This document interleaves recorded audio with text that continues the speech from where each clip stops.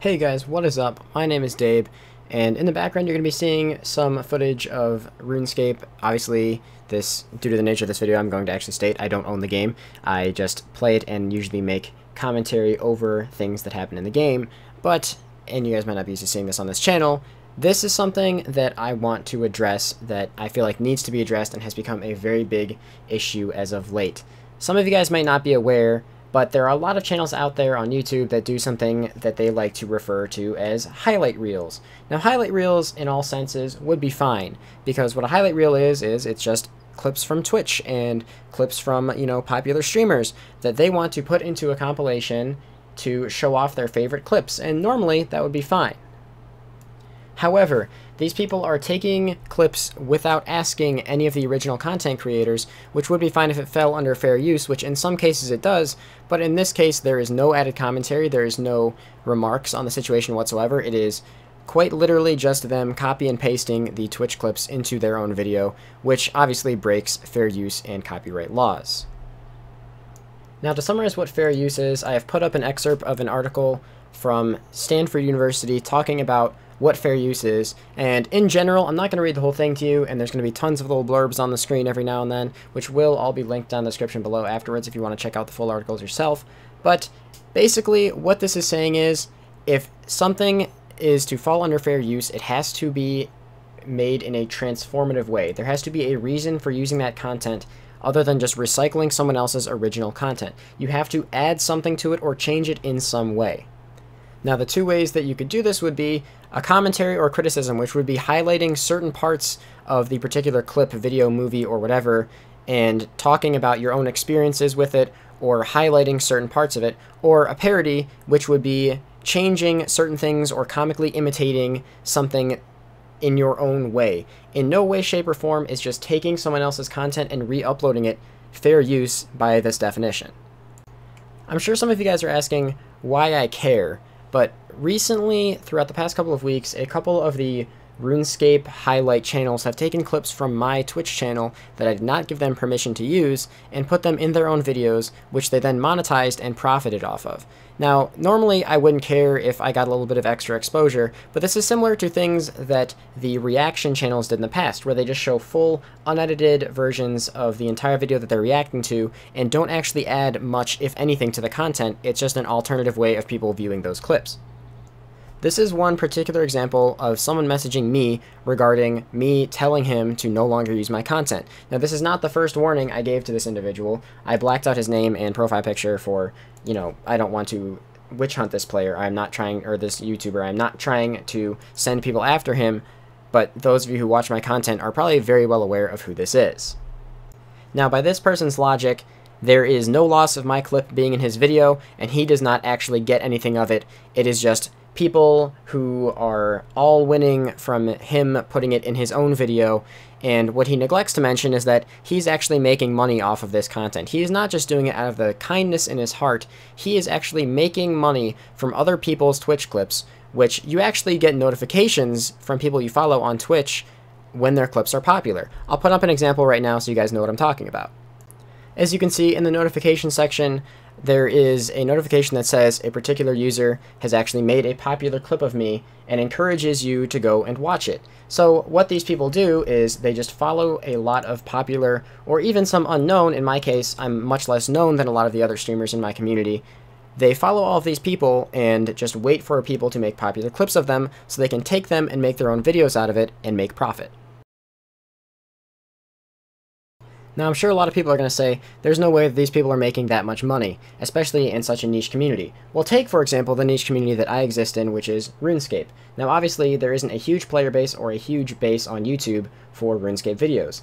It is a very small community of players. The average concurrent players never exceeds 100,000, which is much lower than a lot of other games, and yet I can show you just how much money these people are making. Given the frequency of their uploads and the fact that these are very clickbaitable titles, they're trying to encourage a lot of viewers, and since the videos are short, they also encourage a lot of mobile views, these people are actually making a lot more than you might think. These are the channel views for the individual that I have been talking about that stole my content for his videos. Now, these are his views over the last 30 days. In case you're wondering, because this is kind of a relevant factor, how many views do I get every month? Well, these are my views for the last 30 days. And in case you couldn't tell, he gets about 6 times more views than me, which would lead you to believe that he has 6 times more subscribers than I do. That's actually not correct. I have nearly 5 times the subscriber base of this channel, but obviously he gets to upload once if not twice a day, whereas I only get to gather enough content to upload twice a week, some of which gets spoiled by him uploading it before I can actually upload my completed video. Now, I can't give out the exact amounts that I make per month on YouTube because that does actually break my terms of service. However, I can tell you that there is a site that I'm using to gather this information called Social Blade, and you can look on that site for the information that I am going to show you. On that site, it shows that I am making about $68,000 to $1,100 a month. Now let's go ahead and assume that I'm making the halfway point, which is roughly $500 a month. Now this is just a rough estimate. Obviously this is not exactly what I'm making a month, and there's a lot of variability there, but let's just say that I'm making $500 a month.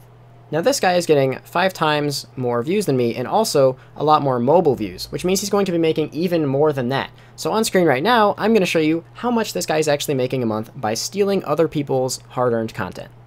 That's right, this person is making a bare minimum of nearly $500 a month. Now if you assume bare minimum for him being the same amount that I'm making per month, this person is making roughly $6,000 a year. However, if you take the same logic that I used for my earnings, which is the halfway point, let's say $3,500 in this scenario, that means this person is earning $42,000 a year from YouTube by just stealing people's Twitch highlights that he has no permission to use. Now you might still be wondering, Dave, why do you care? Well, quite frankly, I'm just upset because this person is making a lot of money by using content that he actually doesn't have the rights to use a lot of these clips. Now some clips, like I said before, do fall under fair use agreement. He actually is, wow, I didn't do anything on my screen here. That's kind of sad, but he actually is using clips that are under a certain amount of time. Usually that time is presumed to be roughly 30 seconds, and that is fair use. However, a lot of the clips, mine included, fall far over the 30-second timer, and without that permission, he is just stealing that viewership from these YouTubers. Now obviously this guy isn't just taking my entire video and uploading it to his channel. However, him stealing some of the highlights on Twitch and these highlights becoming popular from Twitch is indicating that those might be the most interesting or the most successful parts of my video. And if you don't have those parts spoiled, it will probably cause a lot more people to subscribe and cause more people to enjoy your content more thoroughly.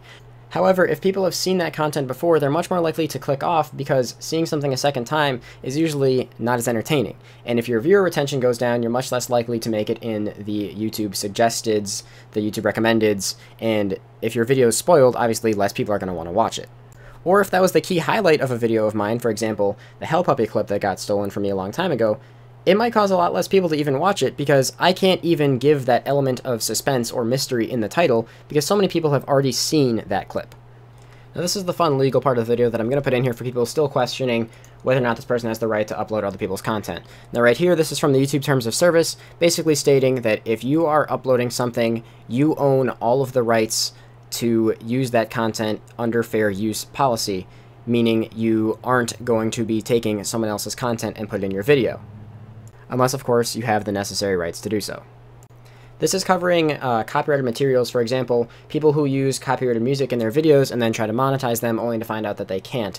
This situation, a lot of the highlights from Twitch are obviously using copywritten music, but that isn't the highlight of what is going on in the clip, it is just a short excerpt. And that's the reason that Twitch VODs in their past broadcasts get muted at a lot of portions, because the clip breaks that third-party law, and that's why you cannot have the audio continue to exist.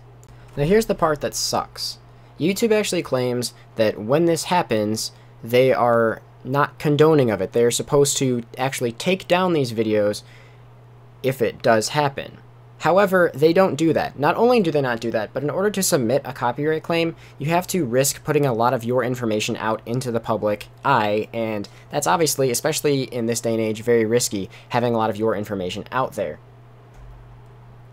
Now, one other thing that really does suck about these copyright claims is the way that this works is even if I were to submit a copyright claim to a video that includes a lot of my content without my permission, I don't actually get to earn the money until the copyright claim goes through. So basically, they get to keep all of the money they make up until the point my copyright claim gets submitted, and even past that point, they can just choose to delete the video, so the minimal amount of earnings that it will get past that point, since most views are obtained within the first 24 to 48 hours of a video being uploaded, all views past the point of that copyright claim being submitted, or all the money made, goes to me. However, they can just choose to delete that video at any time, and YouTube won't do anything about it.